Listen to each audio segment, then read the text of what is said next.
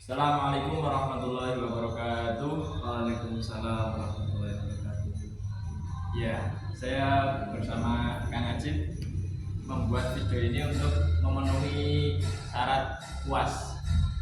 Nah, di sini kita akan sedikit sharing-sharing tapi serius dengan tema yaitu RPNI, Religio Psikoneuroimunologi dalam zakat, puasa dan haji. Nah, mungkin banyak teman-teman yang sudah bertanya, apa hubungannya ibadah dengan kesehatan mental dan fisik? Nah, monggo bisa dijelaskan sedikit. Nah, Kang Najib. Iya. Pertama, assalamualaikum warahmatullahi wabarakatuh. Selamat malam teman-teman semuanya. Semoga kita selalu dalam lindungan Allah Subhanahu Wa Taala, dijaga kesehatan kita, dijaga imunitas kita, dan semuanya dalam setiap langkah yang diridhoi Allah Subhanahu Wa Taala. Pertama-tama saya sampaikan dulu yang perlu dimengerti adalah RPN itu apa. Nah, RPN itu pertama tadi adalah religius ya. Religius itu adalah ini ya Mas, yaitu keyakinan dan praktik keagamaan. Nah, itu religius itu adalah bahasa biasa dalam kehidupan kita. Kemudian ada psiko yaitu kondisi mental dan emosional manusia. Kemudian ada neuro yaitu sistem saraf dan kerja otak. Kemudian ada imunologi ya. Imunologi yaitu sistem kekebalan tubuh manusia.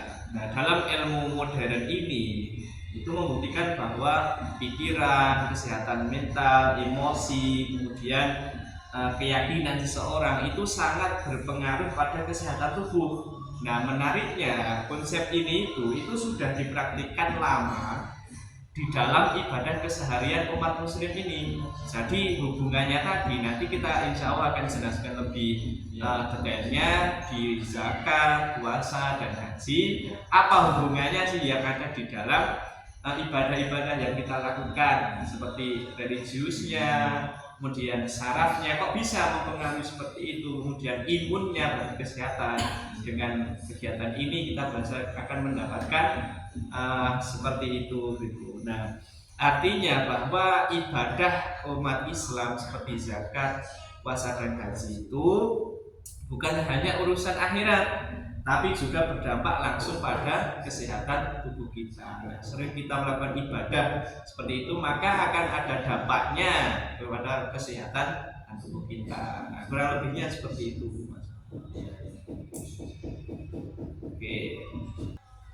Baik, jadi tadi jawabannya sangat luar biasa. Ini lanjut yang dari 3 tema itu, zakat, puasa, haji. Nah, ini masuk yang zakat terlebih dahulu kan ya. Nah, jadi gimana sih zakat dilihat dari perspektif RPNI tersebut? Ya. Baik, inilah Profesor ya, langsung saja ya, sedikit informasi ya. Yang pertama zakat ya teman-teman semuanya. Nah, dari zakat ini secara psikologis tentunya zakat itu melatih rasa empati kita. Dengan kita memberi itu kan akan melatih rasa empati dan juga rasa syukur dan keikhlasan. Nah, sesaat seorang itu berbagi, ia akan melepaskan kecemasan berlebih terhadap hartanya gitu loh Mas. Nanti akan plong gitu ya. Nah, kemudian dari sisi neurologisnya, aktivitas memberi ini itu memicu hormon kebahagiaan seperti dopamin dan oksitonisin ya, oksitosin itu, yaitu yang membantu menurunkan stres dan memperbaiki suasana hati. Nah, jadi kita kalau berzakat itu bisa membuat hati tenang, iya, stres juga hilang. Karena kan tadi yang disampaikan materi ini bahwa saat kita memberi itu akan mengurangi kecemasan kepada harta kita yang kita miliki itu tadi. Nah, ini juga ketika stres kita itu menurun dengan bahagia tadi, adanya dopamin tadi, itu akan menjadikan sistem imun bekerja lebih optimal. Nah, dengan bahagia, kemudian stresnya menurun, nah itu imunnya berfungsi pada tubuh kita itu loh. Nah itu, nah inilah yang dimaksud dengan imun saat imunologi tadi dalam zakatnya itu. Jadi mulai dari tadi religius, terus neurologisnya, kemudian adalah saatnya mendapatkan imun dari berbagai tadi. Nah, berarti kesimpulannya adalah zakat itu bukan hanya untuk membersihkan harta, tapi juga membersihkan jiwa dan menyehatkan tubuh kita secara tidak langsung melalui tahap-tahap tadi seperti itu. Begitu juga dengan sodako, Pak. Pastinya. Misalnya sampean ini memberi, nah, itu kan pasti akan ada rasa iya senang. Kemudian dengan rasa senang tadi akan menjadi dampak yang positif juga untuk kegiatan lainnya, tubuh dan lain sebagainya. Mungkin seperti itu dari zakat itu sendiri. Baik teman-teman, tadi sudah dijelaskan sedikit tentang zakat. Ini ada lagi lanjut ibadah puasa wajib. Jadi kok bisa puasa itu kan tidak makan dari terbitnya matahari sampai terbenamnya matahari, kok bisa mengaruhi ke psikologi, imun tubuh, itu bagaimana? Langsung saja. Jadi puasa ini memang adalah ibadah yang sangat kuat dalam perspektif RPN tadi, Mas. Secara psikologi sendiri itu puasa itu bisa melatih self control kita, bisa mengendalikan. Kan kita diajarkan untuk menahan hawa nafsu, untuk tidak makan dari terbitnya fajar sampai terbenamnya matahari ya. Itu kan juga bisa membantu kita untuk mengkontrol. Misalnya kita gampang ini ya, itu mengontrol diri kita seperti itu psikologisnya. Kemudian secara neurologis, puasa itu membantu menenangkan saraf kita, terus meningkatkan fokus, kemudian kejernihan berpikir.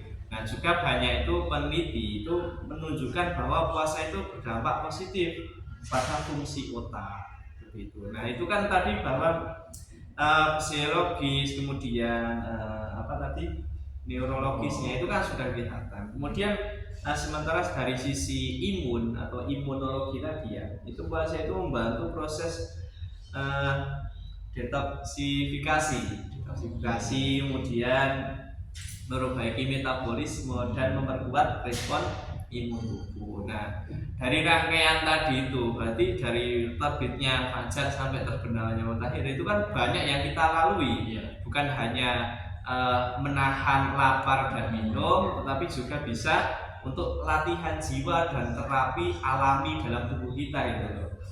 Dengan kita misalnya gini, orang kalau puasa itu kenapa bisa lebih fokus? Karena secara gampangnya aja gini, misalnya orang itu makan kebanyakan terus bahasa Jawanya keluarga, itu kan malah ngantuk. Iya, jadi kalau puasa itu fokus, mungkin secara bahasa gampangnya bisa dilihat dari itu. Seperti itu puasa itu. Penjelasan singkatnya mungkin itu bisa. Ya, baik. Kita lanjut ke selanjutnya ya, Mas. Ini yang terakhir. Ya. Ini tentang haji. Kalau haji itu kan ibadah yang berat nih, Mas. Maksudnya berat itu berat secara biaya. Haji itu kan siapa yang mampu, bukan siapa yang mau. Iya, mampu ya. Bisa terkait dengan poin-poin RPN itu gimana, Mas? Iya. Nah, baik, terima kasih Mas Hal. Jadi tadi dijelaskan siapa yang mau, siapa yang mampu, itu bagus sekali kata-katanya. Nah, di sini itu dijelaskan bahwa secara imunologis ya, walaupun haji itu menurut fisik itu berat, ya fisik ya, apalah berat ya. Tapi kondisi mental yang ikhlas dan penuh makna itu membantu tubuh bertahan dan beradaptasi. Jadi kan di sana itu kita jadi beradaptasi. Kan misalnya di Indonesia itu seperti ini di wajahnya, di sana kan panas. Nah itu bisa beradaptasi seperti itu. Itu secara imunologi tadi ya. Kemudian secara psikologisnya haji itu membentuk kesabaran kita, kemudian ketundukan dan rasa makna hidup yang mendalam. Karena semua manusia itu setara tanpa ada status dan simbol duniawi. Jadi di sana kan pas haji itu kan semua setara, memakai kain putih semua. Tidak ada yang memakai mahkota kebesaran atau baret gitu ya, seragam seperti itu. Kemudian secara neurologisnya itu pengalaman spiritual itu yang intens itu menciptakan ketenangan batin dan keseimbangan emosi yang berdampak langsung pada kesehatan.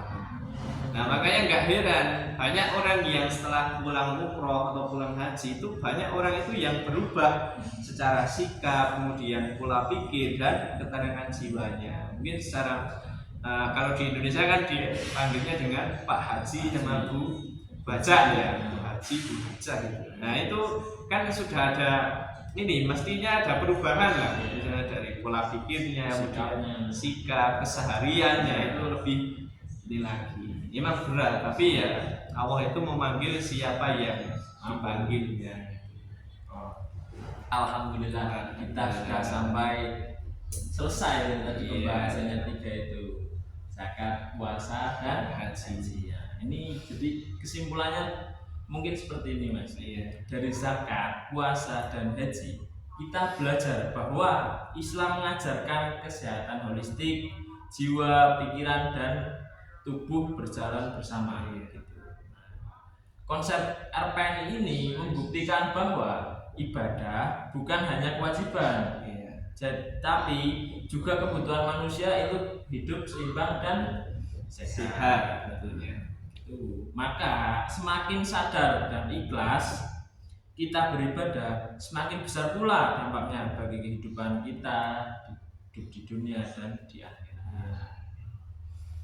Terima kasih sudah Mas Haji sama-sama menjelaskan dari tadi panjang lebar. Apabila ada maafnya, mohon maaf, ada salahnya, mohon maaf, saya sebenarnya.